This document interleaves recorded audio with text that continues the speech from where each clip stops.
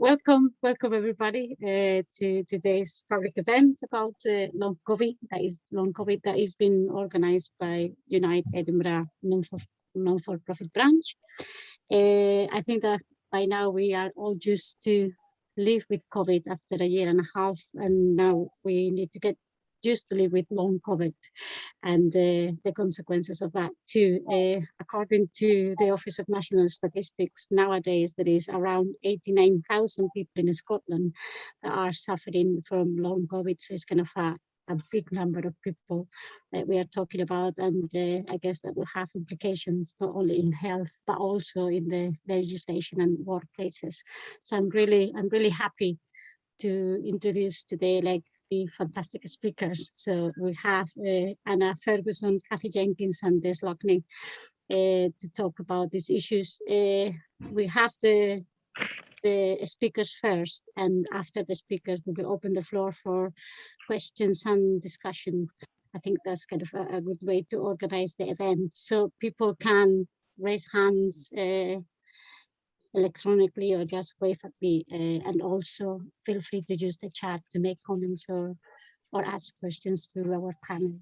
So the first speaker would be Anna Ferguson, that is an NHS occupational therapist that has been involved in providing services for people suffering from long COVID. So welcome, Anna.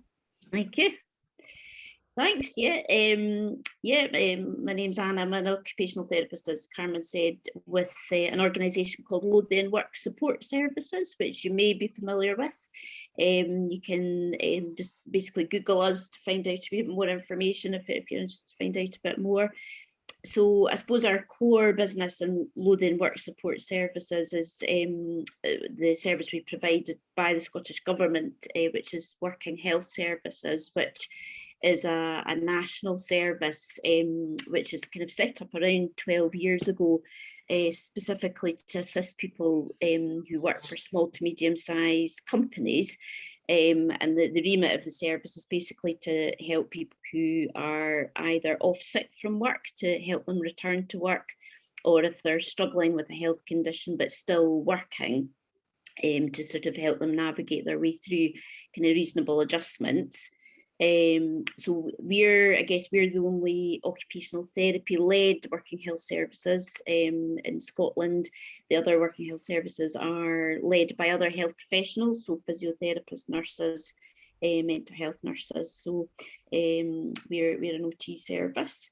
And as Carmen said, we have been assisting people with long COVID since about maybe last August. Because we were included in the it's called the single point of access for rehab for long COVID, which was a pathway basically that GPs could refer into. So the purpose of that that was set up, as I say, about a year ago, was so that GPs can refer in relatively quickly, and then they get basically slotted into whatever service is most appropriate. So people with long COVID and have a work issue get referred to us. There's other organisations such as the or NHS services such as the Pulmonary Rehab Service, who, as you can imagine, are kind of set up to assist people with respiratory conditions. So they've been another key service that people have been tapped into. And there's other services such as physio at home as well. So that's when we became involved last August. And to be honest, we've been really kind of inundated with referrals, and we now are running a waiting list, which we never had to do before. So it just shows you there is a huge demand for support for long COVID. So I guess what I'll maybe just start by doing is maybe just explain a little bit about our experience of long COVID and how people tend to present in terms of their health.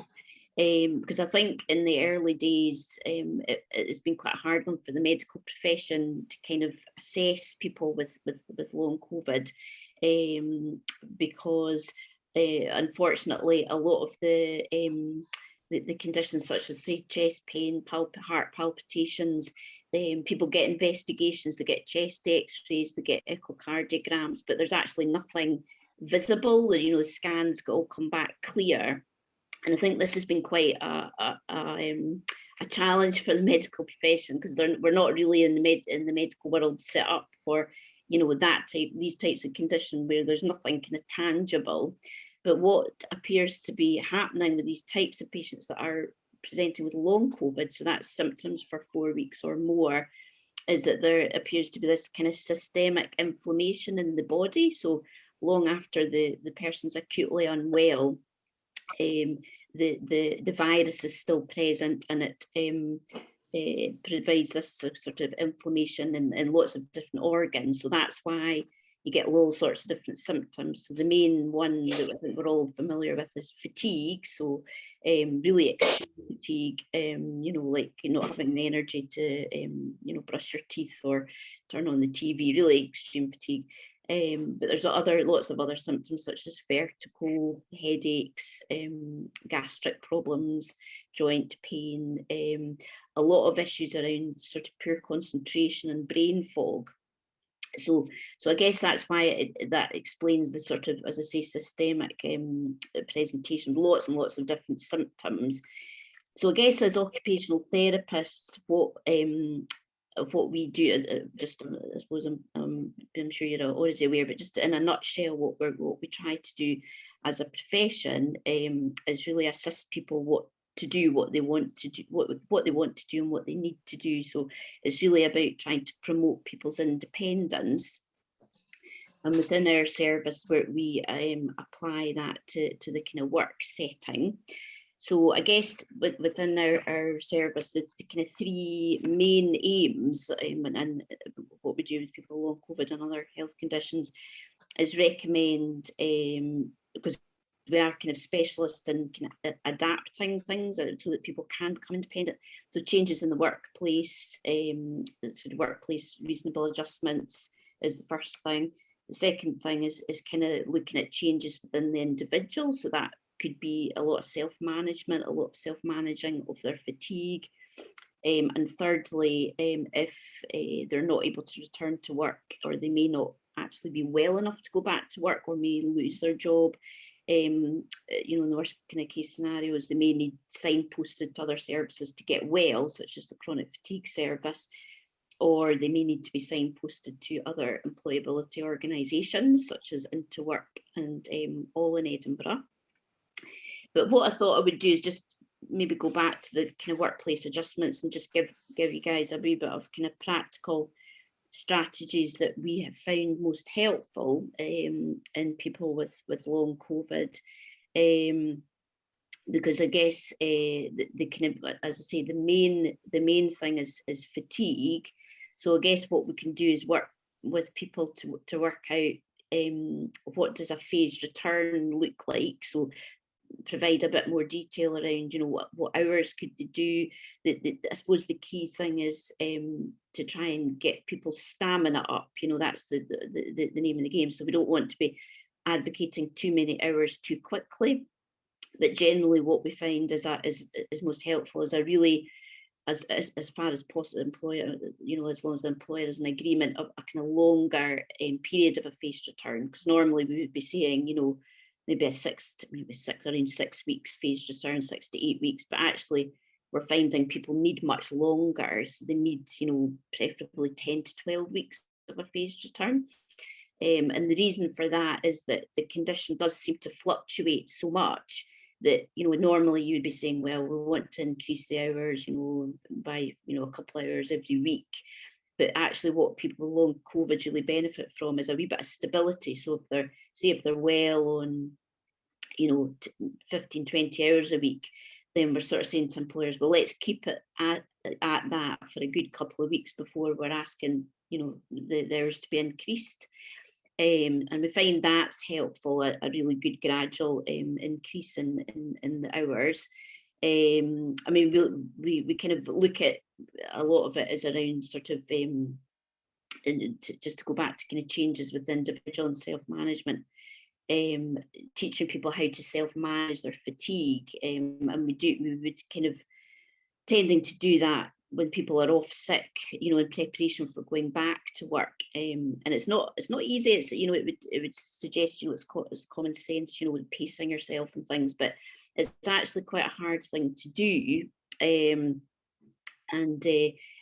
particularly people that are had previously, prior to COVID, been extremely well and, you know, extremely fit. It's actually a really difficult thing to actually reduce what you're doing each day and be happy with that, you know, so that they can't maybe do their hobbies, they can't clean their house, and they really have to prioritize work or prioritize whatever it is that's important to them around that. So that's quite a challenging thing, and that's what we do in the beginning to try and get people to a level where their, you know, their fatigue is manageable before they go back to work. So, and I mean, a lot of it is, it kind of comes down to the Royal College of Occupational Therapists has a really useful handout on fatigue management, on pacing, planning and prioritising. So it's really about thinking about your energy level almost like a battery. So normally you would be 100% charged, and actually you maybe only got about 20% or 30% of your normal amount of energy. So how do you actually manage everything you have to do in a typical day with less energy? So that takes a lot of discussion and a lot of sessions to get people to the point where their fatigue is manageable, and then we're kind of in a place where we can try and look at other workplace adjustments. I mean, there's you know, a lot of kind of adjustments around. One of the main things that we're finding is people struggle quite a bit with difficulties of concentration, and what we call brain fog is quite a big one. So some of the strategies might be, you know, that really people have to rely an awful lot more on kind of written information and written notes, rather than just being able, like I've got a teacher at the moment that I'm working with that previously she would just have a lesson plan in her head, and, you know, she's very experienced, but she has to write everything down now. And basically because it's much actually less effortful for your brain if you've got it all on paper, rather than to just kind of pull things out your head. So a lot of tasks that people do in work that require problem solving, you know, planning, organising, high levels of concentration, filling in a spreadsheet, all these sort of things are the things that are most challenging for people with brain fog. So it's about how we kind of break that down and make it more manageable. Or even just a kind of basic tip is, if people are working off a computer, have brain fog, making the font size as large as possible, making the screen size as large as possible, so that they're, you know, it uses basically less energy to focus and concentrate. So these are the main modifications, I guess. What we have found, though, as I was saying to Kathy earlier on, that there are a large number of people, unfortunately, that even despite the fatigue management advice, because of their severity of their symptoms, because they're continuing to have migraines, or they're continuing to have joint pain, or I've got one lady that's got really bad vertigo, the self-management just doesn't work because it's just not enough. And I think that's where I think, you know, the health service and Scottish Government really need to look and provide a service for these people, because they are falling short a little bit in Scotland. I would say though that the patients that we've got, there is quite a difference between the ones that were unwell at home and weren't hospitalised, and the ones that have been in hospital, because the ones that have been in hospital do get followed up. So they do. So, for example, at the Royal Infirmary, there's a clinic there, and these types of patients feel so much more reassured, even though there's maybe no kind of, you know, formal treatment for long COVID yet. At least, you know, they're getting the right scans and x-rays and things that they need, MRIs and things, and they're seeing medical professionals. So that has made a difference. And I think where I see quite a shortfall is for people that were unwell at home, because the GP is still the only kind of main support for these individuals. So, all right, I've been speaking for too long. So No, that was absolutely fine. That was very interesting. I think when you were talking about all the symptoms, it really, opens your eyes how difficult it is to live with long COVID. And I'm really glad for the work that you do to not to just negotiate reasonable adjustment, but also this kind of flexibility on timeframes. So you yes. can, guarantee that it's going to be a proper return to work. So, I think that's really important, that kind of flexibility from Yeah, no, employers definitely. Yeah, the more flexibility, the better, employers' point of view. So Yeah. thank you very much. That was really, very impressive. We will do questions. I can see that Sophia has the hand raised. We will keep questions for the end of the presentation. At least it's something that is kind of burden. I think we will do all the questions at the very end, if that's okay. So the next speaker, I'm really glad to introduce Kathy Jenkins. She's the Secretary of Scottish Hazards and our branch Health and Safety Officer. And I'm really glad to introduce you. So no further ado. You're mute, by the way. So I can hear you. You have to. All right, I've done it. I can hear you now. Yeah, I had done a few slides, but I don't think I'll bother because we're quite a small group and I want to keep this as informal as I can. And people, I think most people know about Scottish Hazards, but I'm speaking on behalf of Scottish Hazards. We're a health and safety activist network, and we provide an information, advice, support, and representation service, mainly to non-unionized workers. And, we work with other people on that. Yeah, I want to start just by saying that we know from Anna and many other sources that, long COVID obviously impacts a lot on people's lives. But I really want to concentrate on a couple of things. First, the potential impacts on employment and on the employer's duty to look after health, safety, and welfare of employees. Then I wanted to look at healthcare support in light of what Anna's said and other things. And finally, just briefly at the argument for COVID to be prescribed as an industrial disease. So, certain sources tell us that long COVID has a clear negative impact on people's ability to work, and sometimes for quite a prolonged period of time. So just one piece of research by the National Institute for Health showed that in their survey of people with long COVID, 67% of respondents were aged between 25 and 55, and 81% had been in paid employment at the time they became ill. 80% said it had affected their ability to work, and 36% said that their symptoms were affecting their financial status. So there are major employment impacts of long COVID that we really need to look at. Scottish Hazards has dealt with about 500 cases in the last 15 months.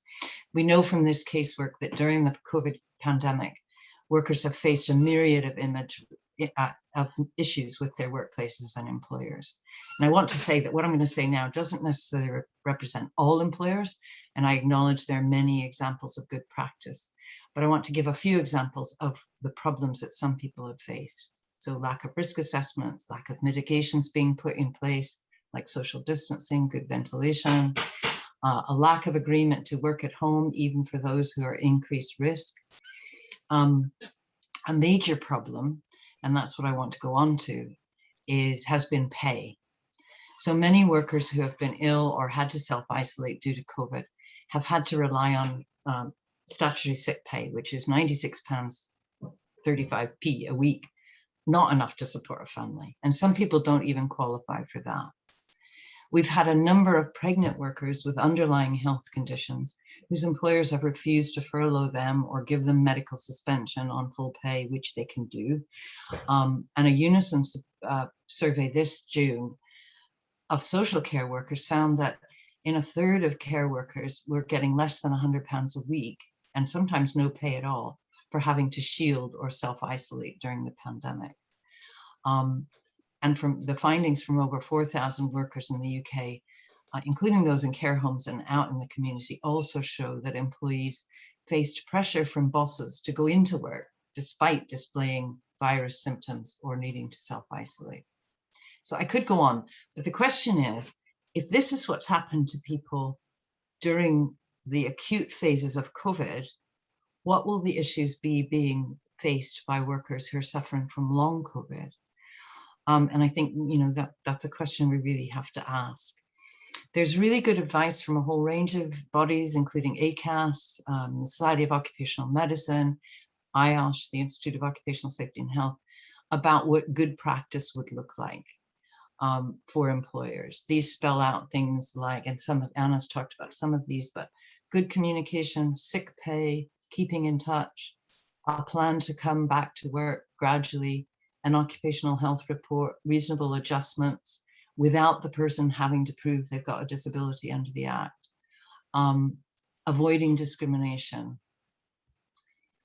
Most of this advice is not law, and many employers will do all of this, but some will not. So that's kind of some of the questions I wanted to pose about how employers are going to respond. Then I wanted to go on just to talk a little bit about treatment, and Anna's gone through what I think, you know, would be good treatment of long COVID. And we've got good advice from the Scottish Intercollegiate Guidelines Network, which is called SIGN, and at UK level, the National Institute for Health and Care Excellence. And they spell out what good services would look like. They talk about rehabilitation involving multidisciplinary services. And it says, you know, if you are referred for rehabilitation, you will be assessed by a team who will work out what you need from different services. This would include physical, psychological, and other aspects of rehabilitation. And an added recommendation is that your healthcare professional will help to support you when you talk to your employer about returning to work, or to your school or college about returning to education. Now, we welcome all of this, but what we're asking is what is going to happen in reality? What is happening in reality? So some of this advice, and certainly advice from the Institute for Occupational Safety and Health, has identified a crucial role for occupational health services. However, as reported in the British Medical Journal, it's now estimated that only 1/3 of Scottish workers have access to any occupational health, and less than 15% to the kind of comprehensive multidisciplinary service we're talking about. Britain's the only European country that doesn't have a legal requirement for occupational health services, either by the state or by the employer. We know that in England, long COVID clinics have been established, although there are still some concerns about access and about the capacity of referral services to meet demand. But no such clinics exist in Scotland. We've asked the Scottish Government what's being done, and they have said basically that the NHS is delivering tailored care tailored to the individual needs, initially through primary care and then through specialised secondary care where needed. Each NHS board is working to coordinate local pathways across primary, community and secondary care services.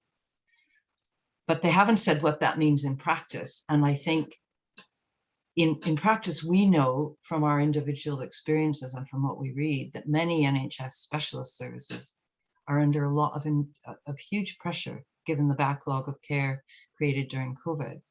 So the question is, what are going to be the waiting times for referrals for long COVID sufferers? And Anna's already said that her service is already developing a waiting list. So what is happening in other services that have longer waiting lists, respiratory, cardiac, physiotherapy, etc. More worrying, I think, personally, from a kind of political with a small p point of view, the Scottish Government has funded the Chest, Heart, Stroke charity to the tune of £460,000 to boost capacity for their long COVID service. I'm saying nothing one way or the other about the quality of the service they may provide, but I would want evidence that that much, and hopefully considerably more, has been given to the NHS to expand its capacity to deal with long COVID. I mean, we as a community in Scotland, I think, expect the NHS to be the provider of core healthcare services, particularly in the case of something as new as long COVID, and something that will have significant impact on many people's health for a long time to come. The last thing I wanted to touch on is that we think, and many, that the International Labour Organization and many other international organizations think that COVID should be described as an occupational disease or an industrial disease. If that were the case in the UK, then sufferers from long COVID would be entitled to a benefit called the Industrial Injuries Disablement Benefit, a benefit based on an individual's level of disability. Occupational diseases are illnesses or conditions contracted through work. Now, sometimes demonstrating, that is very easy. Either the only cause of it can be through work, or it's an injury that happened at work. But it's much more difficult when an illness is circulating in the community, like COVID. And in many cases, the burden of proof is on the worker to show medical evidence that can link the disease directly to the workplace. Clearly a very difficult thing to do for an individual worker. To remedy this situation, some governments have adopted what they call presumptive laws or policies, meaning that the illness is assumed to have occurred on the job. And these regulations, considered best practice by occupational safety experts, shift the burden of proof from workers to employers and regulators, who should ensure safe working conditions. In COVID, it's difficult because there have been high rates of community viral loads, and some cases are asymptomatic until the appearance of long COVID symptoms. Presumptive language would therefore be a very good policy for COVID.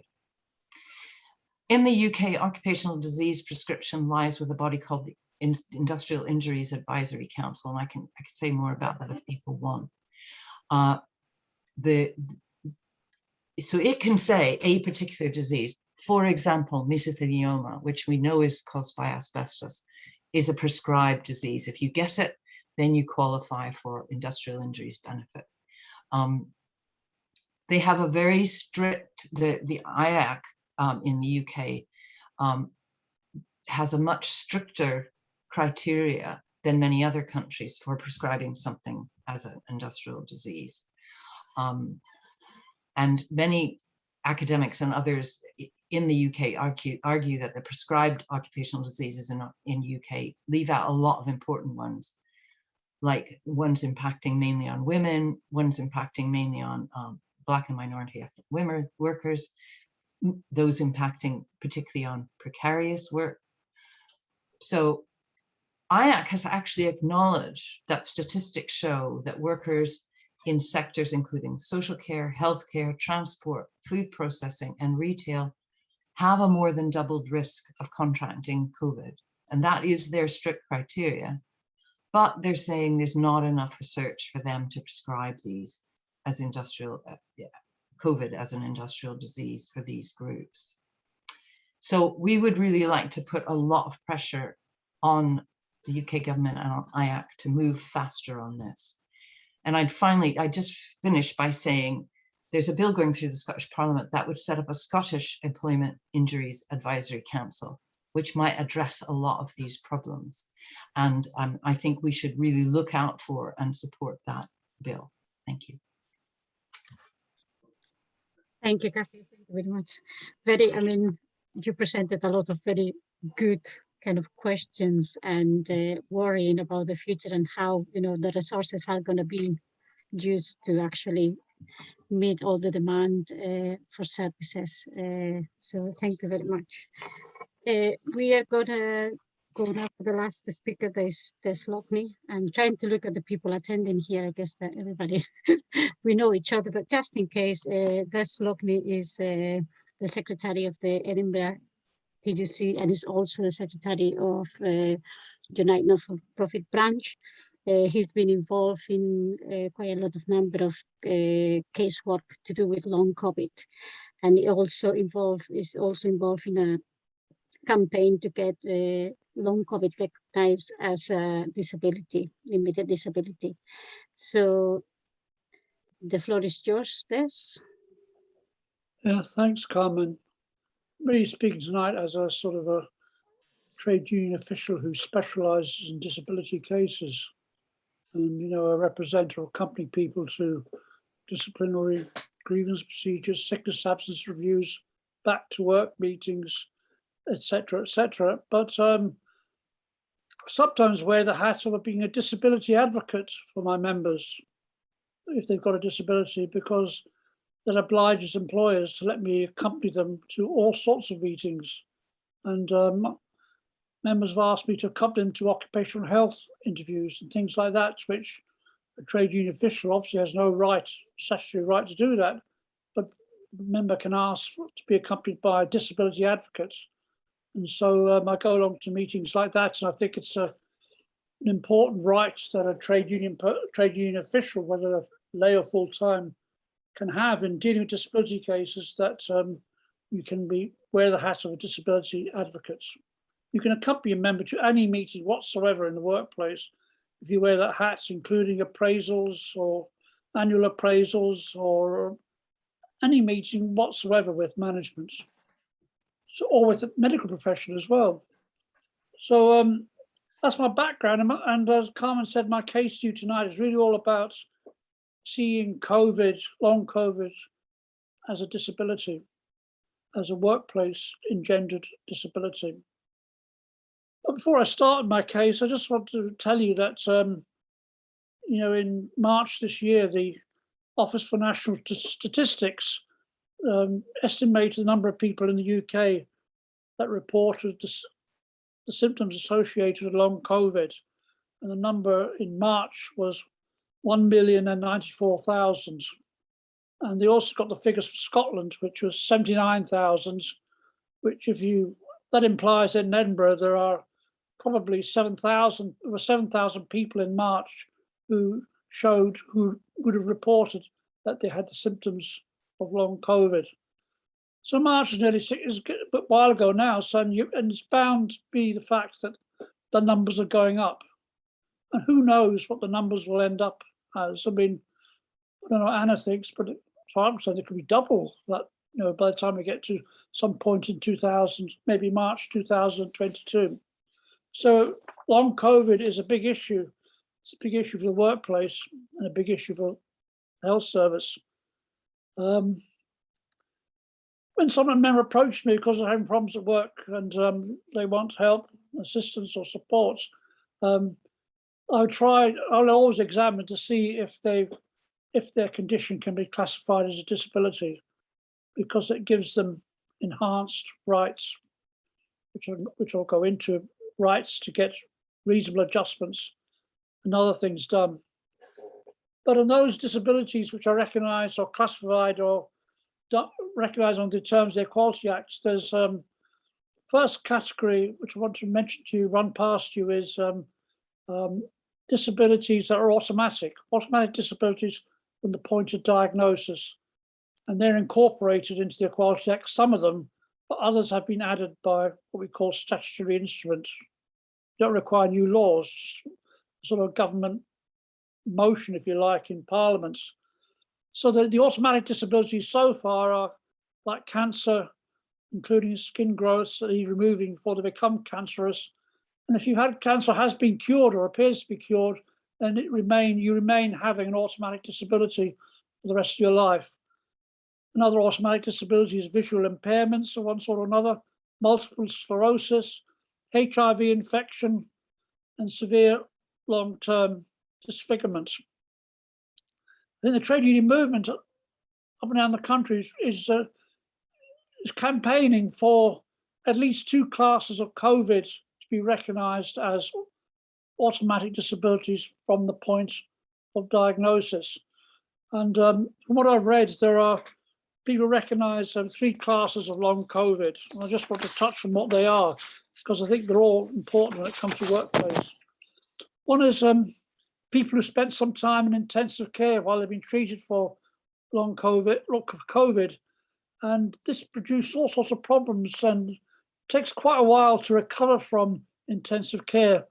And but I think that as far as what I've read is that the medical judgment is that they will fully recover eventually, even though that may take some time. It may take, you know, maybe even a year. So we don't think, at least I don't think there's a good case for people in that category to be considered as having a disability. But there's 2 other categories where I think the trade union thinks that they ought to be regarded as automatic disabilities.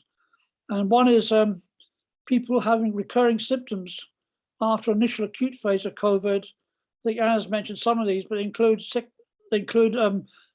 sickness absence, in which they require bed rest, and people may be ill for a while in each reoccurring bout. The other types, that class, it's not known how long the symptoms will last, but I think I think what the TUC is saying is that in many cases now, many of the million people I talked about, many have had symptoms going on for more than a year. And we think that that's time that category was recognised as having an automatic disability. The other category of automatic disability is those who, during the acute phase of COVID, suffered long-term damage to organs such as the liver, kidneys, and lungs. And it seems to be, what I've read, those symptoms of that damage may continue indefinitely. And the trade union movement thinks that that class should also be considered as an automatic disability. And of course, if people have an automatic disability from the point of diagnosis, then they're entitled to all the protection of the Equality Act. We can represent people and ask for, reasonable adjustments. And these reasonable adjustments can take many forms. There can be support from the employer, there can be working from home, and there can be, for example, provision that sickness absence can be counted as disability absence with its own separate work rules.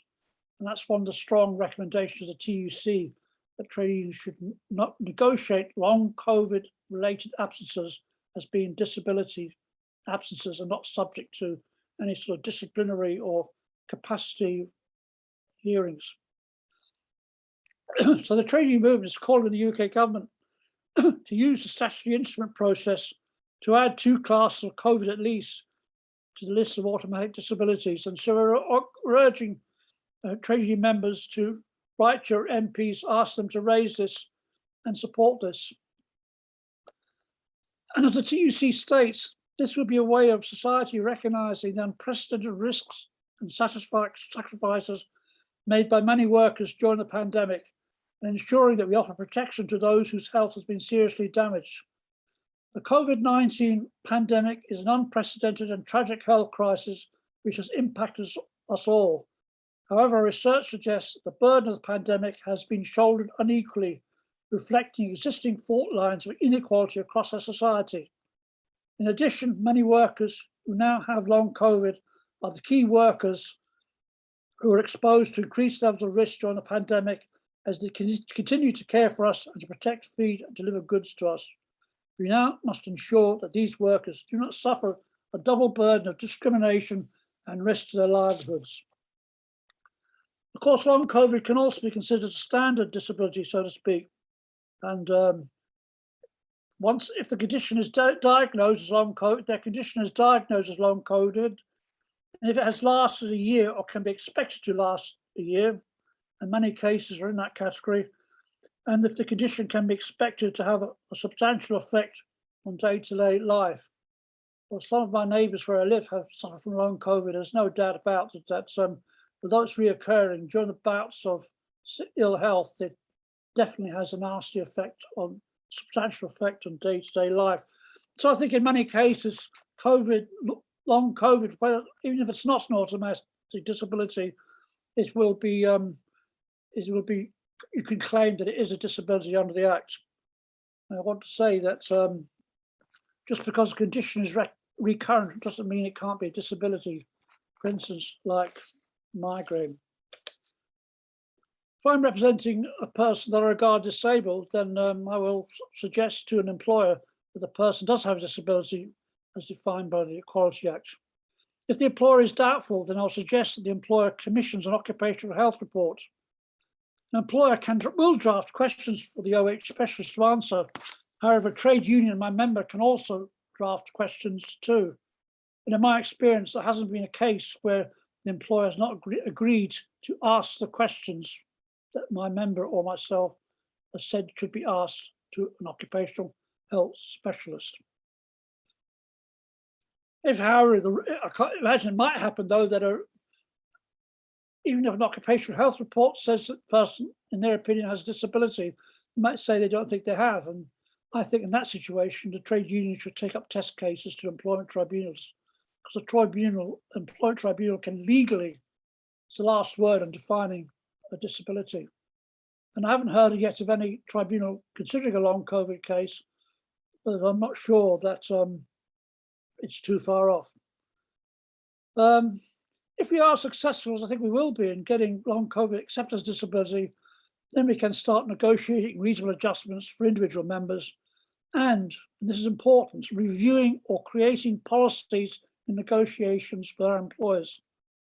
And I think we certainly would expect employers, particularly large public sector employers who employ frontline workers over the last year and a half, to be very sympathetic to long COVID sufferers.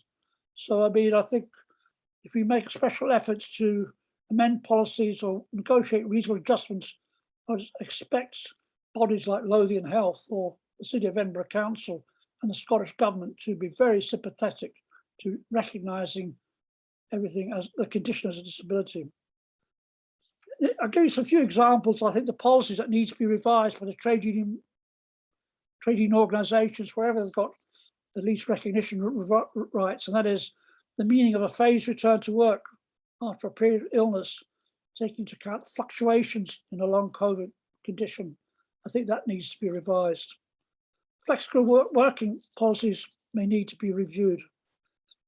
It may be necessary to ensure that where it's appropriate for workers with long COVID to return to workplaces, their condition should be factored into risk assessment and management, ideally conducting an individualised risk assessment.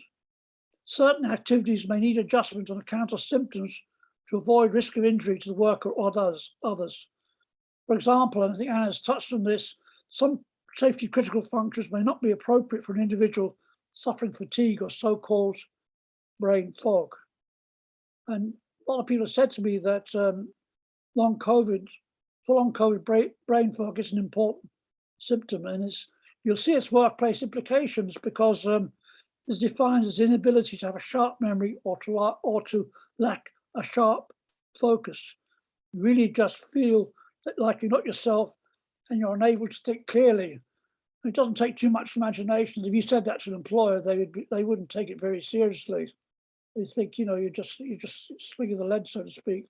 So I think there needs to be a real recognition of what is meant by brain fog. In the TUC report along COVID, it said that many people suffering from COVID have reported that they receive massive discrimination at work. They suffer from disbelief in symptoms, and employers question their symptoms, and long COVID may be dismissed as a condition. And the TUC reported that many people have been dismissed because they have long COVID. So I think in finishing off that, I've outlined what trade unions should be doing for people like that, trying hard to make sure that their conditions are recognised as a disability. But I think this is very, very important that it's clear that workplace culture needs to be changed. And we're not talking just about management culture and views need to be changed. But what the TUC report said, it also need to get the whole workforce to change their views about long COVID. And I think the trade unions can play a key role in making sure there's that type of culture change. And I think trade unions could start right now in organising briefings and trainings, perhaps with management, and bringing about the cultural change. Finally, the very final point is that I think everyone is saying that NHS services need to be increased.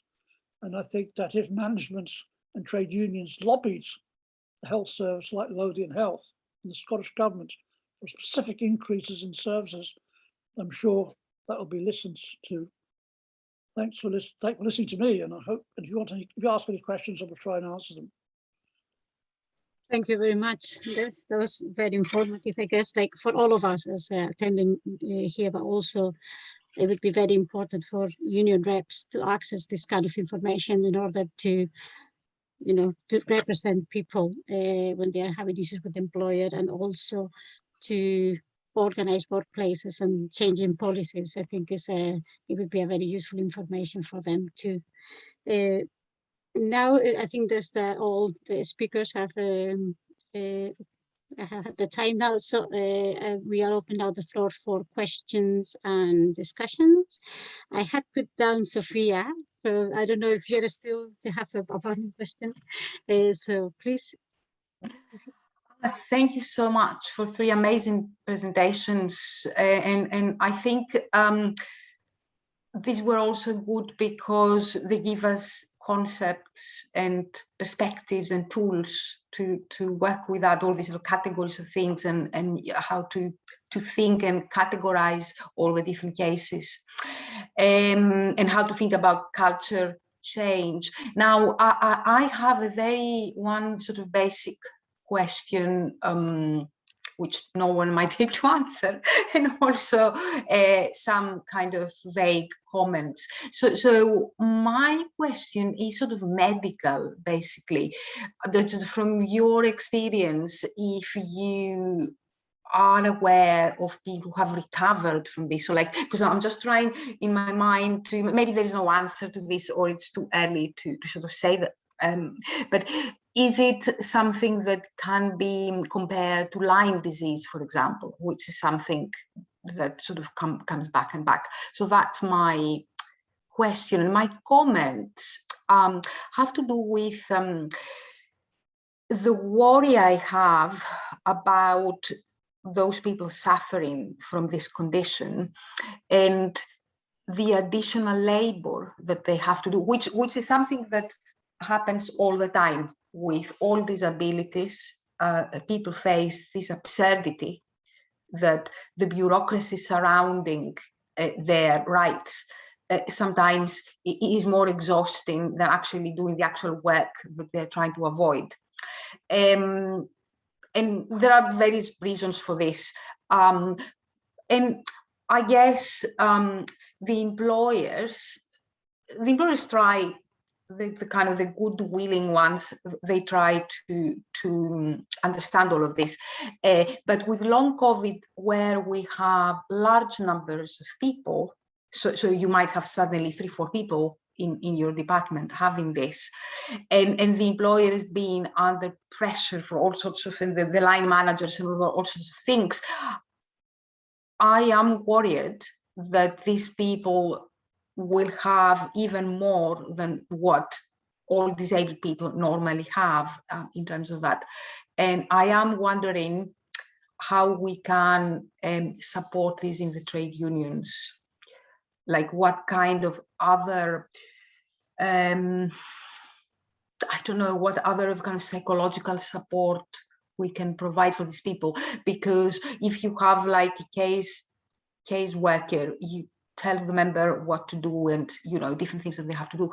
But I'm just, yeah, sometimes I'm thinking that there's something else that is needed. So that was my little bit. Thank you. Thank you, Sophia. I don't know if any of the panel members wants to answer to Sophia. Yes? Well, I can attempt to ask part of it. I'm sure Kathy and Anna will answer other parts. When I was a trade union official, that in my life as a trade union official, I occasionally have to go through really steep learning curves in order to provide support to members with particular disabilities. And one of my steepest learning curves is when I started representing people who had like mental health conditions. And by that, I mean people with anxiety, depression, bipolar disorder, eating disorders. I mean, if you never come across a condition before, some conditions I'd never come across before, you have to really think about it. And luckily, there are trade union members who work in the health service, and so you're able to get guidance and support in doing it. So I think there's a huge, if you like, educational and training programs necessary for trade union reps, and the union should start that now. I mean, I touched on the issue of brain fog, but I mean, I don't really think about this, Sophia, but if that was an issue with in the university or no other people here from schools, I mean, that would be, I'm not sure offhand how you would cope with that in terms of being a lecturer or a teacher. It must be a kind of, you know, a major problem to deal with. And trade union movement has to get up to speed in providing the appropriate support for people who have these sort of symptoms. Thank you, Des. Kathy or Anna, would you like to add something to the answer? Well, I would just say briefly and then let Anna speak that the two things that come to my mind are, one is we need to listen to people. And as trade union reps, we always need to listen to people, but particularly in a situation like this where as Des said, the culture needs to change, and we need to not just say, oh, people are skiving or whatever. And as union reps, at least we can start that process and make an argument in the workplace that, you know, this is a real condition and people need to be listened to. The second thing is in the ACAS guidance and in the Institute of Occupation and the Society of Occupational Medicine guidance, and in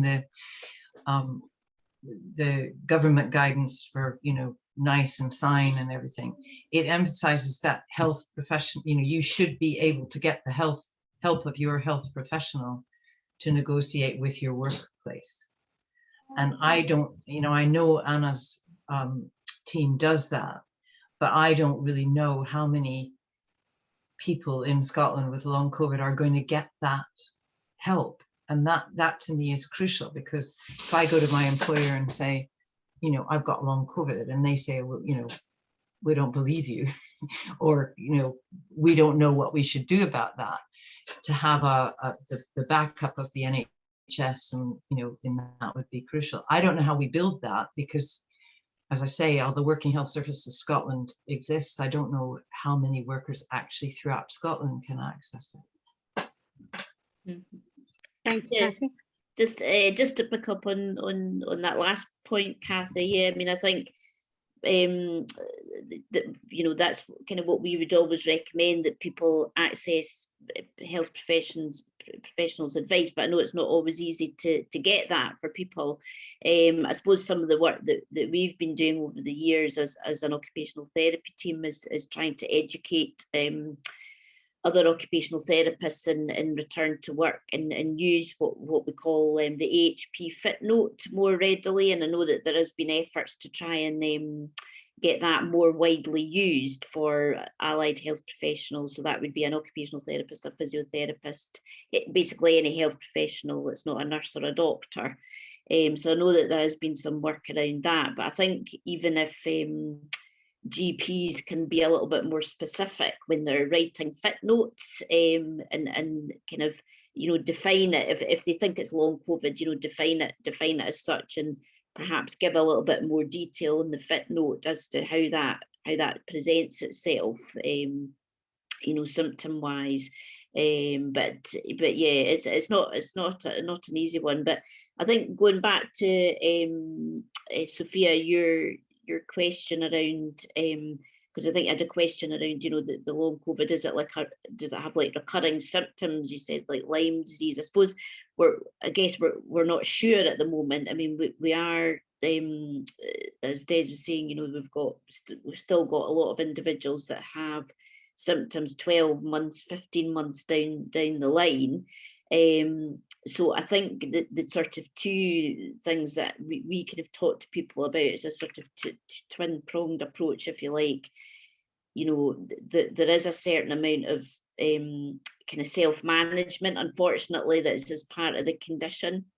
You know, like Lyme disease, I suppose it's thinking about how can they manage their own fatigue, because a lot of people do find that really, really difficult, and you know, they want to do what they enjoy doing. They want to do their hobbies. They want to go hill walking. They want to see their friends or whatever it is.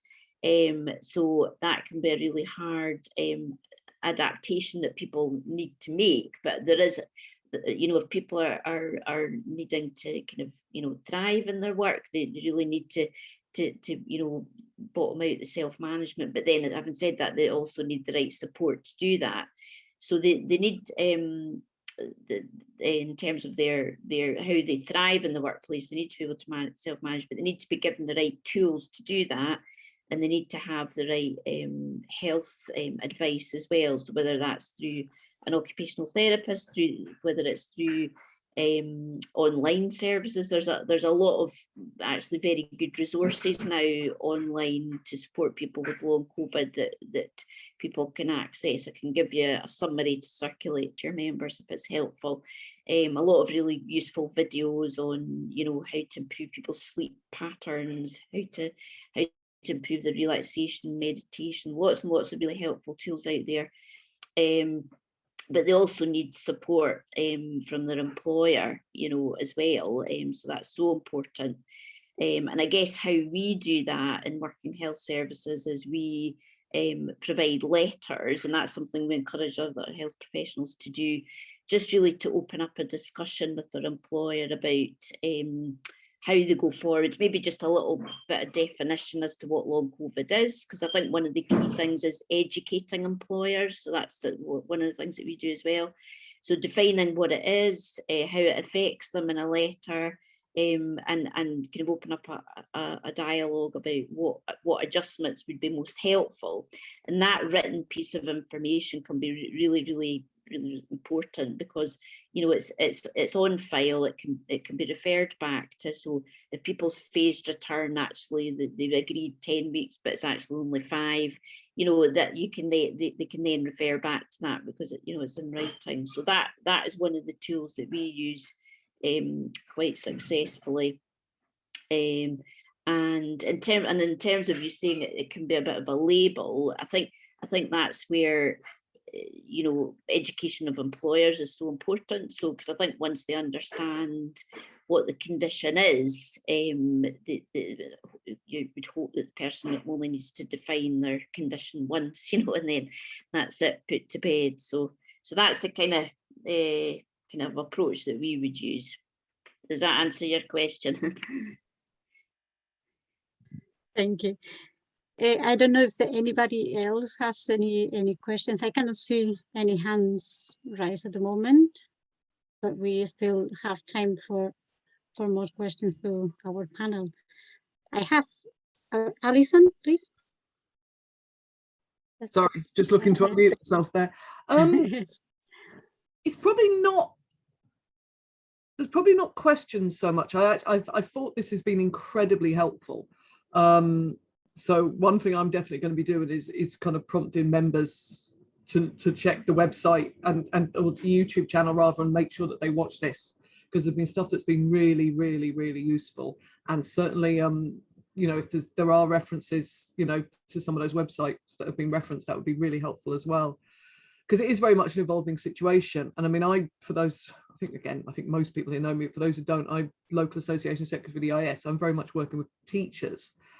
And again, I think with the OH, getting very specific things for different occupational groups will be really useful, because there are obviously some things that within teaching it's very hard to do. But you like that, there was a very simple thing about that idea of lesson plans being written down. Great. And, you know, certainly the extended phase return, something I'll be raising with Edinburgh. I have to say, I can only speak for schools. Overall, I have to say, I think, you know, it's important to say that I found Edinburgh Council has been really good about supporting people with long COVID, certainly as regards within the schools. You know, they've really tried to make adjustments. It's still really difficult because, of course, the majority of people we've got with long COVID are still off. So it is going to be that thing of, as they phase back, and getting ideas from different people about what has worked and trying to build up examples of good practice, I think is going to be incredibly helpful. I suppose the other thing from a more sort of trade union bit is I'm slightly hazy, and as we said, I can't blame COVID for this, just, you know, coming back after a holiday, it's hard to get back in the swing. So this may have been said, and if it has, it's apologies if I've missed it, but it's about what's devolved to the Scottish government, and therefore we have, I would think, possibly potentially slightly more hope of getting them to move on, and what is reserved to the UK, which is not to say we shouldn't campaign over those as well, of course we should, but it's about where we might want to focus efforts for better results. So what are the things that we, you know, as unions, we might want to really focus on, because Scottish government has got more of a locus on it. So I don't know if anyone has advice about that, but overall, just, yeah, I thought this was really helpful. Thank you. Thank you, Alison. Des? Yeah, I mean, as a trade union official, I occasionally have used particularly in doing representation for public sector bodies, the fact that I've sometimes used Scottish Government guidelines for employers on what they should do in a particular situation regarding, say, redundancies or transfers of undertakings. And so I think it would be really useful if the Scottish Government produced guidelines for all the public sector bodies in Scotland on how they should look at and deal with long COVID. And so, I mean, that would include all the public sector bodies that get Scottish Government funding, like local authorities, NHS, etc. But the Scottish Government could issue these guidelines to all the other organisations, the voluntary sector, not-for-profit sector, and private sector that they fund in one way or another, or to give grants to, or to have contracts with. And I think in that sense, in terms of what needs to be done, I mean, the Scottish Government could give it a powerful boost if it wished. Yeah, just to say that from, obviously one of the big things that's devolved is health. So, we should remember that the health services, all health services are devolved. The Scottish Government is the one that can make decisions about what services are provided for long COVID. And I think we should be putting pressure on the Scottish Government to, first of all, spell out what it is doing, because the letter that Des got from the Health Secretary was pretty vague. But secondly, I think I said when I was speaking that industrial injuries disablement benefit is one of the benefits which is being devolved to Scotland. It has not yet been devolved, but it is in the process of being devolved. And we would argue very strongly for a different approach in Scotland to industrial injuries disablement benefit, so that it could look at a wider range of conditions as occupational diseases, and so that it could do its own research, for example, because IAC, the Industrial Injuries Advisory Council in England, doesn't have a capacity to do its own research, so has to rely on other researchers to do research. And we would argue that if we set up a Scottish Industrial Injuries Advisory Council, that first of all, it should have its own capacity to do research. Second, it should be more participative, include a stronger workers' voice, that kind of thing. And as I said, there is a bill at the moment working its way through, a private member's bill, but working its way into the Scottish Parliament about the setting up of a Scottish Industrial Injuries Advisory Council. And I think, we should all, when the time comes, really push our MSPs to support that and to create a really quite radically different situation in Scotland about that benefit. It's important to know about those things so we can kind of plan ahead instead of giving yourself 1 foot back. So that's really important. I think, Anna, would you like to come in now?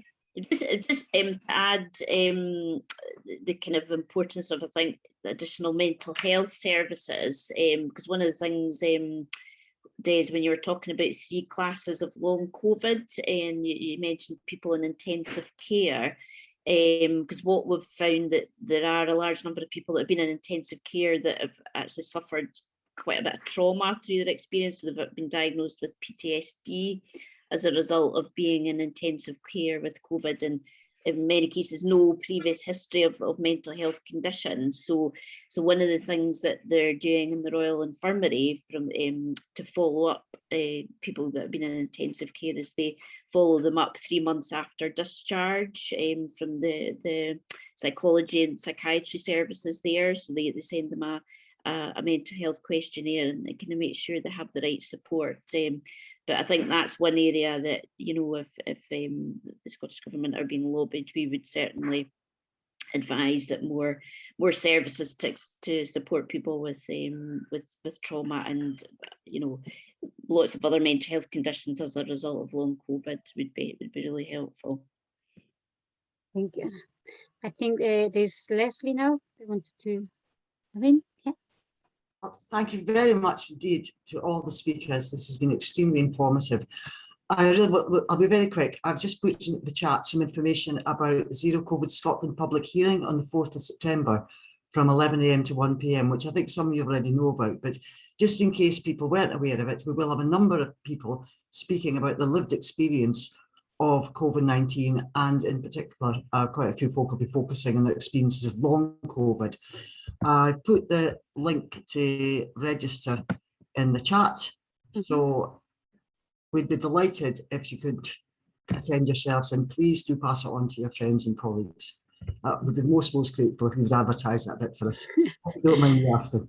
Thank you. Thank you, Leslie. Anybody else with any questions or any comments? I have a question myself. I'm giving people the chance to speak before. I have a question. It's mainly for Anna, because I guess that Anna, you would have like a better kind of sense of what is going on in terms of resources and services in the NHS. But my question is like in relation with the Kathy was saying before about the fact that there is no COVID clinics in Scotland.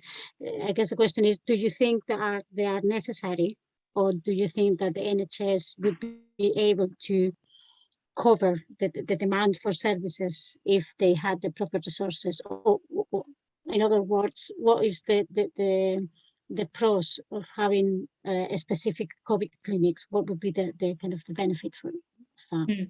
Yeah, I think what we have found, I was kind of, I think I maybe touched on it earlier, was there's two different sort of categories of patients that we're seeing. The ones that have been unwell at home with COVID, and the ones that have been in hospital. And the ones that have been in hospital are followed up mainly in the Royal Infirmary clinics, and the feedback I've had from patients are they find that is enormously helpful.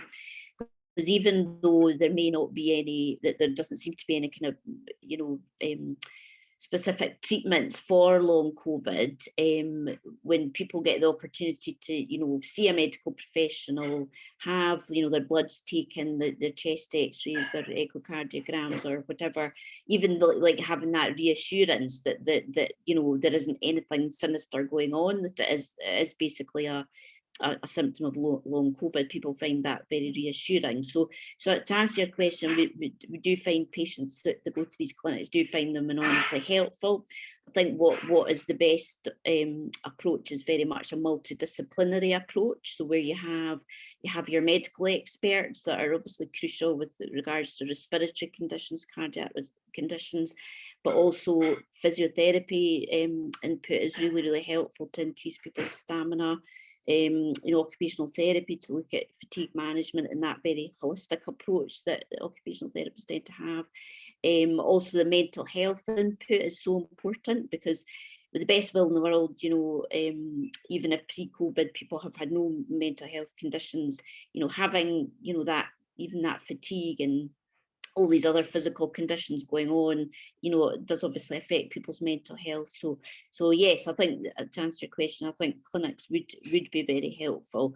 And because I think at the moment the frustration with people that have been unwell at home is that when they go to their GP with various different symptoms, the GP is really trying to treat each symptom individually, and it's so hard to do that, without one person overviewing their whole body and what's going on with them. And I think unfortunately people still have very long waiting times. So if they need to see a respiratory physician, they could be waiting many weeks.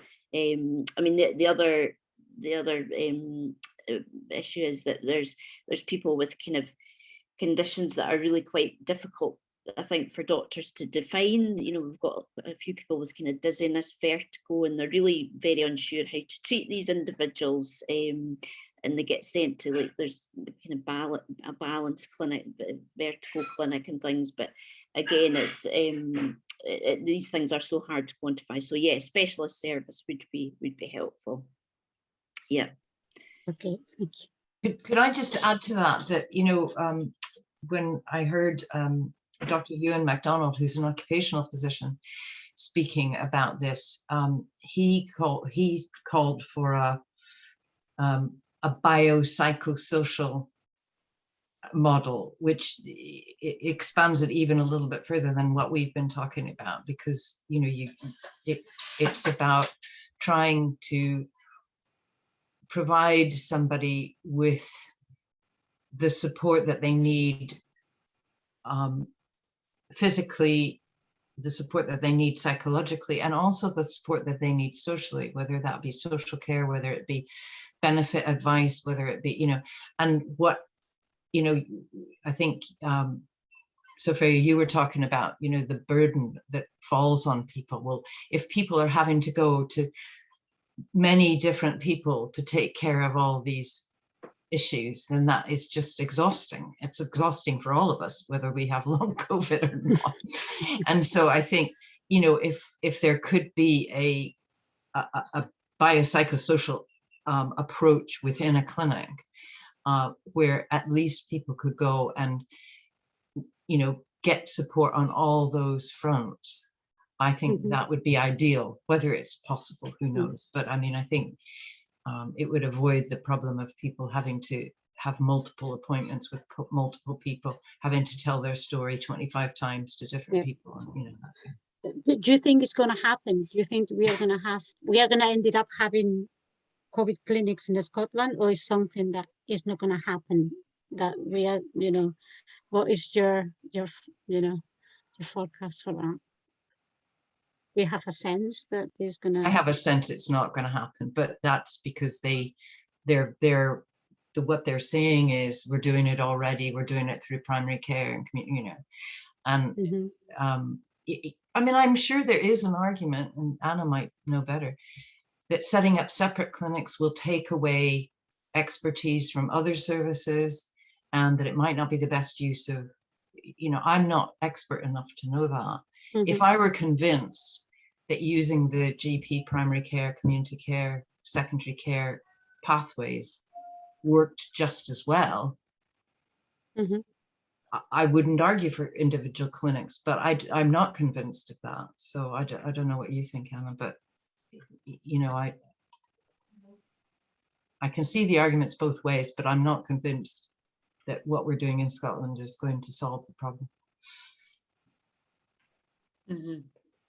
Yeah, I mean, I think, I think specialist clinics are the most beneficial for the patient, but it's a tricky one because I'm a wee bit like you, Kathy. I'm not really confident that will happen, and it's how the numbers, I suppose that's the concern, how the numbers of patients with long COVID are going to be accommodated within, existing resources, so, but yeah, I mean, if in the ideal world, a clinic would be the best course of action, I think, for the patient. Yeah, because I mean, I think one sort of possible shortcut could be, even if GPs can do all the standard checks, in advance of somebody being referred to a clinic. So, they do the obvious ones like I'd get a chest x-ray completed, get an echocardiogram completed, all those kind of routine procedures. And once there's nothing coming back from that, then we get referred to a specialist clinic. But I think there's ways that if we can all work together that can kind of fast track the system a bit, so that people are not, waiting for months and then they've not had their chest x-ray yet, so but yeah, that would be the best option. But I would be interested to see how the clinics are getting on in England. I'm not sure how that's going. I'd be interested to know. Thank you. I cannot see any other hands up. I'm happy for anybody wants to do like a kind of a wrap up or last minute thought. I see Stefan looks really surprised. No, I'm good, thanks. So, This was my profile picture for Zoom. Tended to be more for calls with friends rather than work, but yeah, sorry about it. You keep being surprised all through the meeting. So yeah. I suppose Okay. just a final question, Carmen. I think what Anna said was really important in terms of trying to find out how the COVID clinics are working in England. I'm completely kind of out of touch with the NHS now. I used to work in it, but what would be the mechanism for checking, for finding out how the COVID clinics are going? Who would be monitoring that? Do we know? Anyway, it's a question worth asking. Yeah, and I don't know whether you wanted to come in there or, okay.